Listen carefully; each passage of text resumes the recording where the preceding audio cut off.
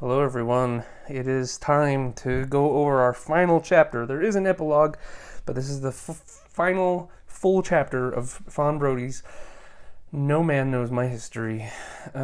She does a really good job summarizing the different ways that the Mormons were persecuted throughout the different places that they lived, whether it was New York or Kirtland or Independence or Far West, and finally in Nauvoo, Illinois. I thought it was really interesting how it was different every time. That in Kirtland, it was really the Apostates, not the anti-Mormons, that expelled the Mormons to Missouri. And in Missouri, it was people that were upset about the slavery issue. And then in Nauvoo, it was people being upset about their growing political influence and the Council of 50 and the Nauvoo Legion and stuff like that. It's very interesting, but one unifying thread that Fawn Brodie says is that wherever the Mormons went, the citizens resented their self-righteousness, their unwillingness to mingle with the world, their intense consciousness of superior destiny. But these were negligible factors in creating the ferocious antagonisms of Missouri and Illinois. So, what were the factors in Missouri and Illinois? Well, we just said it. It was the political aspirations of the Mormons were causing more and more people outside of Mormon communities to consider the Nauvoo theocracy a malignant tyranny that was spreading as swiftly and dangerously as a Mississippi flood. So people were very concerned over that. There's a footnote that I don't think I read. I can't remember if I read it or not.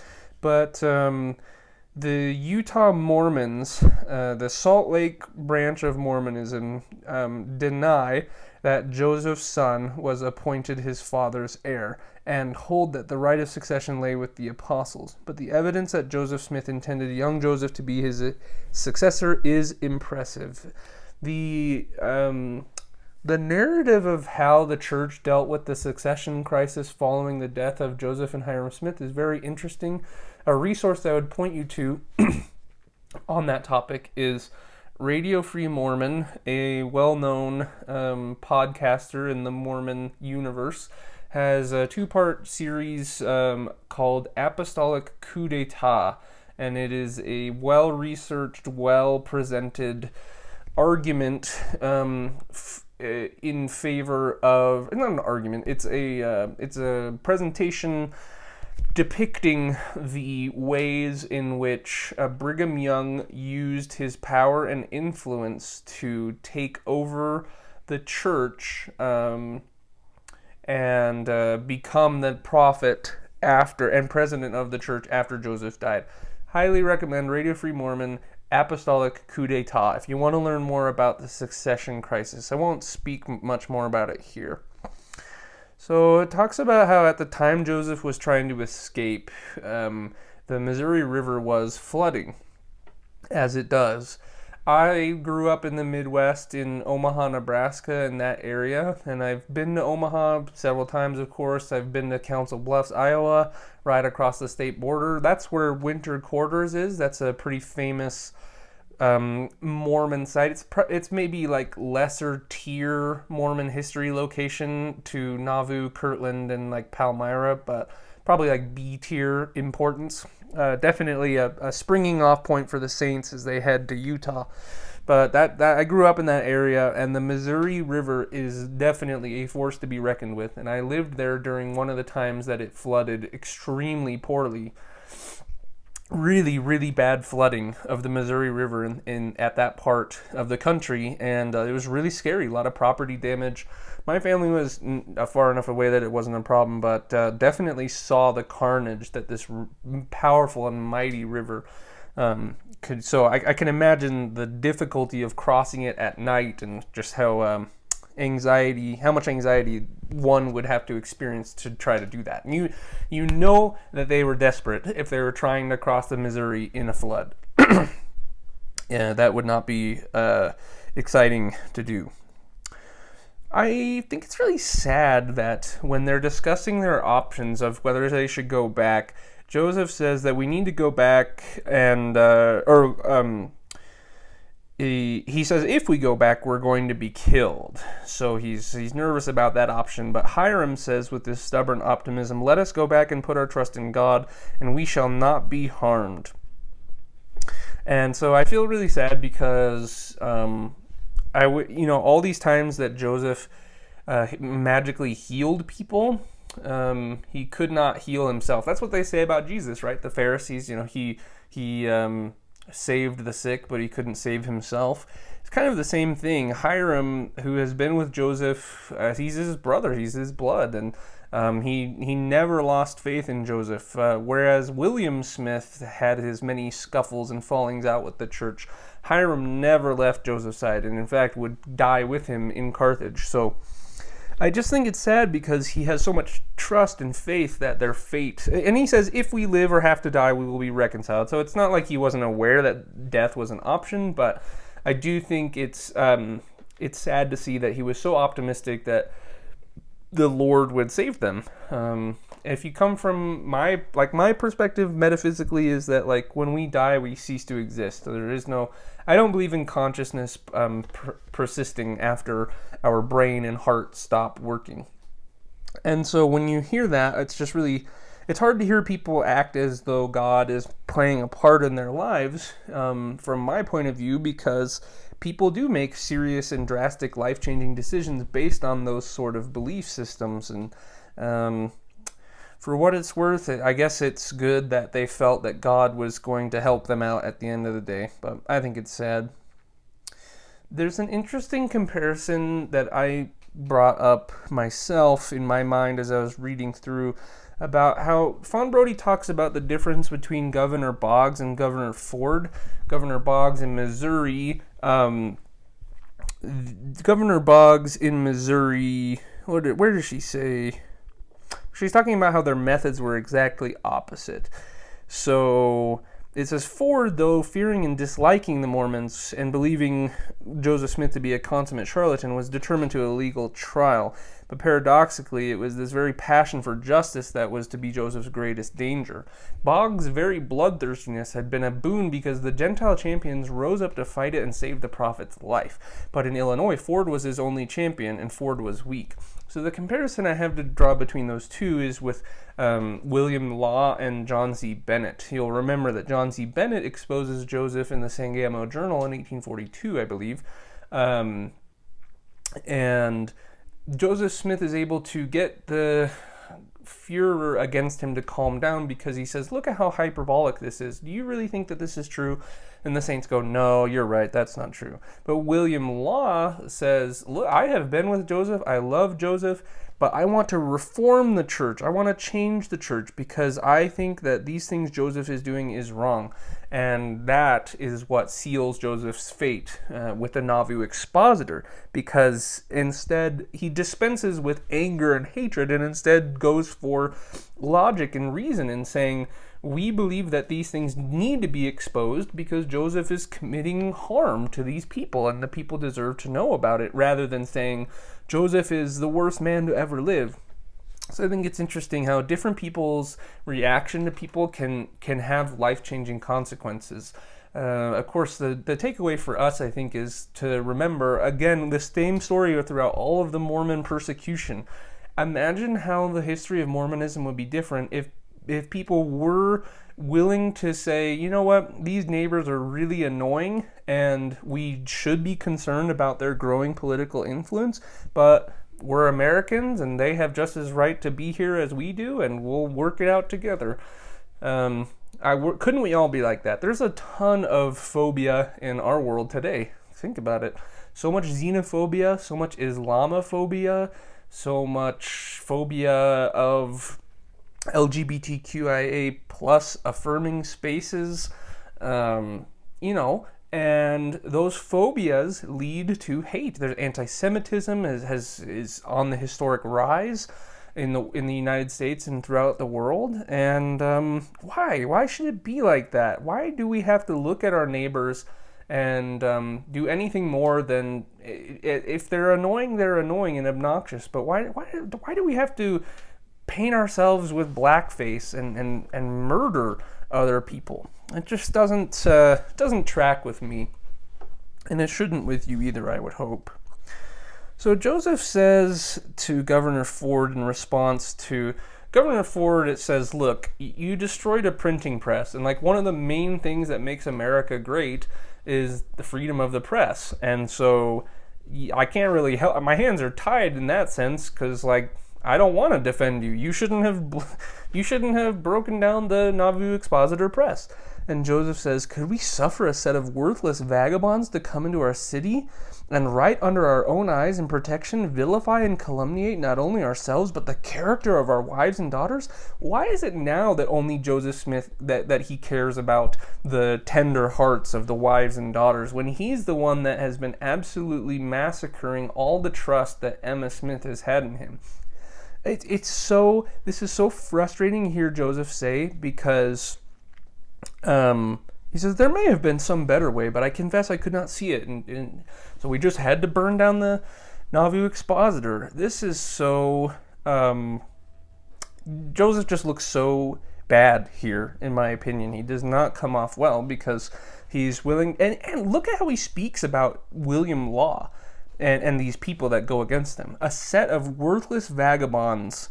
These are people that are not worthless vagabonds. These are people that have been Joseph's closest confidants and most ardent supporters. The people that have been defending him to everyone. People that have been keeping polygamy a secret until it could not be secret anymore. And he calls them worthless vagabonds. So he has sold out his friends and the people who trust him as a leader and prophet of God as worthless vagabonds. That reflects extremely poorly on Joseph's character, in my opinion.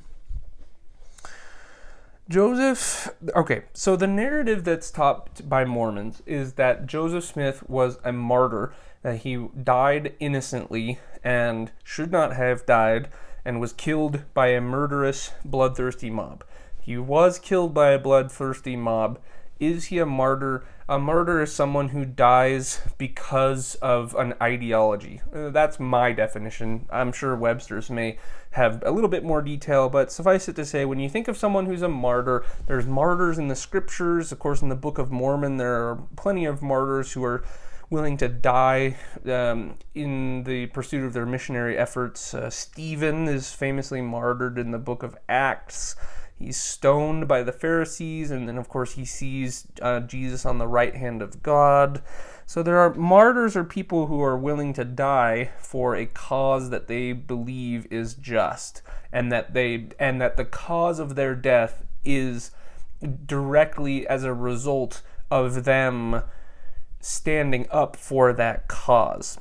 If we're using that definition, Joseph Smith is not a martyr. He was not killed because he believed that we can be gods again someday.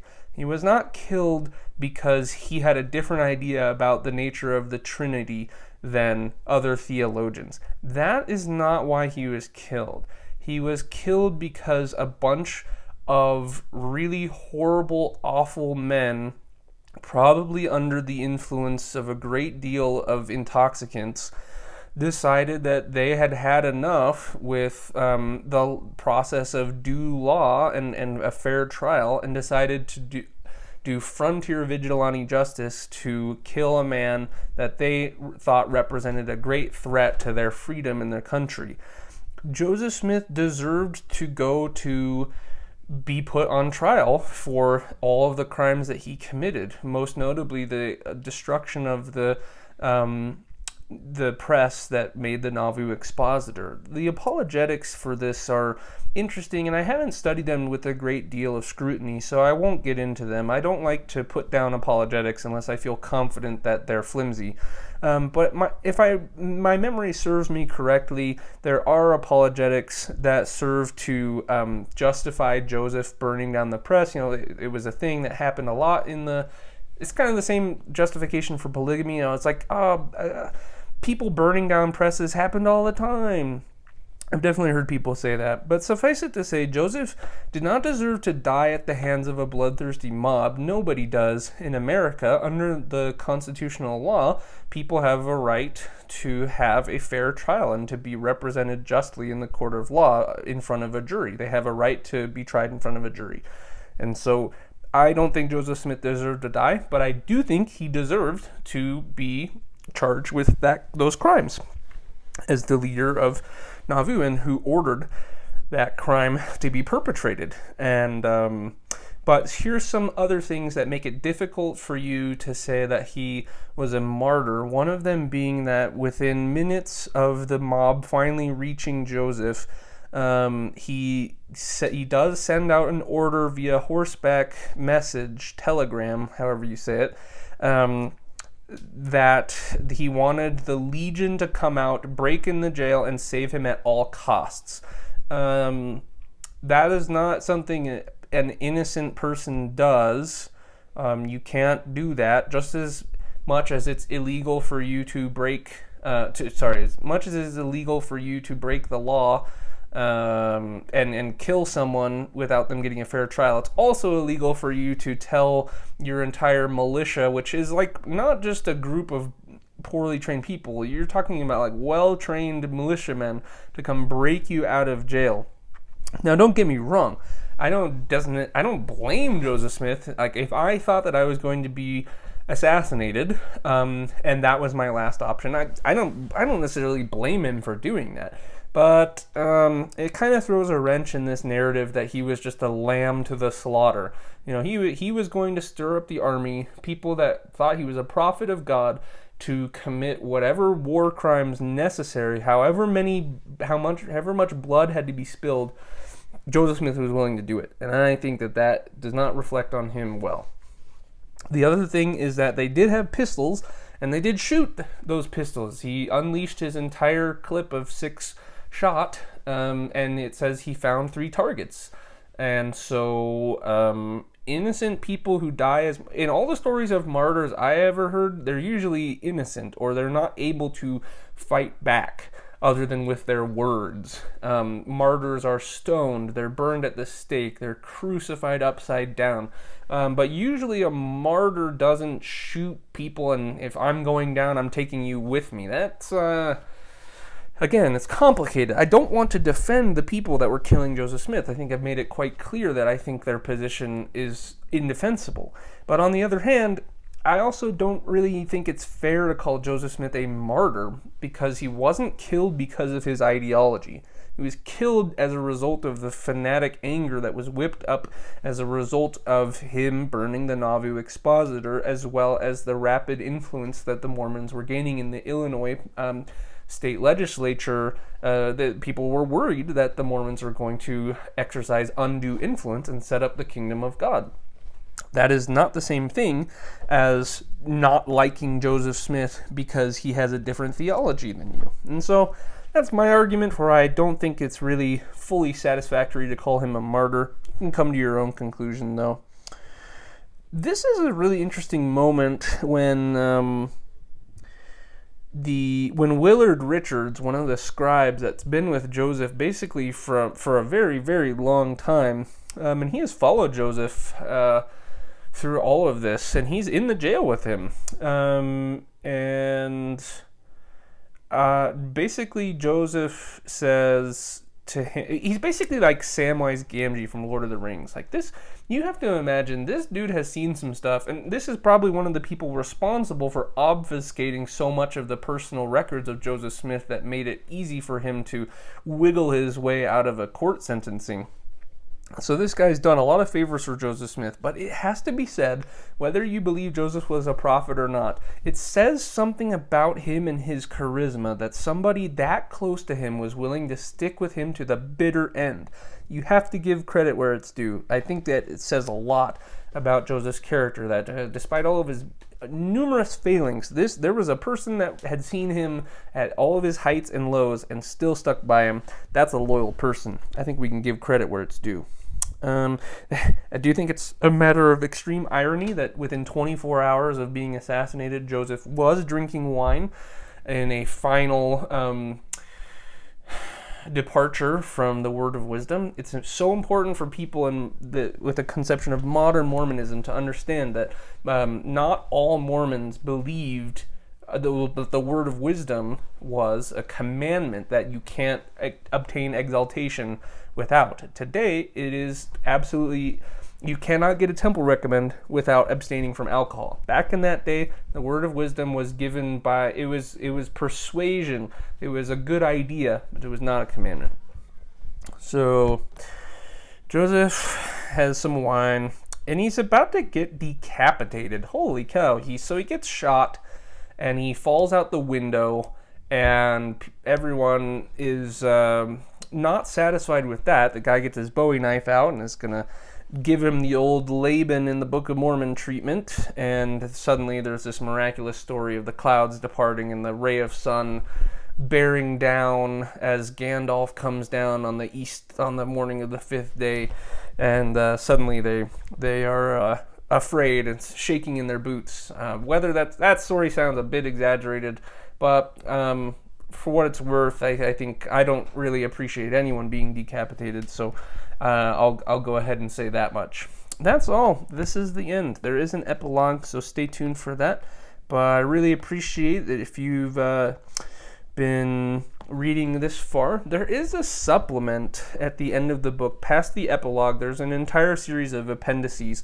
I'm not going to read those on this channel, as I don't think they're as immediately valuable as an audiobook form. However, this book is easily obtainable on Google or your favorite search engine, DuckDuckGo or whatever. If you just search No Man Knows My History PDF, you'll find the exact copy that I've been reading from for this project, and you'll be able to read all the footnotes and all the resources. About 99% of what I've read in this book has been exactly as it's written. As I'm reading this, sometimes I mess up some words here or there, but basically I hope you've been able to get the gist. Thank you so much, and please do let me know in the comments what projects you'd like me to see, what project you'd like me to work on in the future. I'm open to anything. Mormonism isn't the only thing in life that interests me. I have a degree. I have a bachelor's degree in music, so I love music, and I plan on doing some projects related to that that have nothing to do with Mormonism. So I don't know if I'll jump immediately into another Mormonism project, but this has been really fulfilling for me, and I hope it has been as illuminating for you as it has been for me to reread this book. And once I'm done recording the epilogue, I'm going to go start this series. I'm going to listen to my own series and my own commentary and see if I make sense at all, or if I've just been rambling this whole time. Probably a little bit of both. That's all for now. We'll see ya.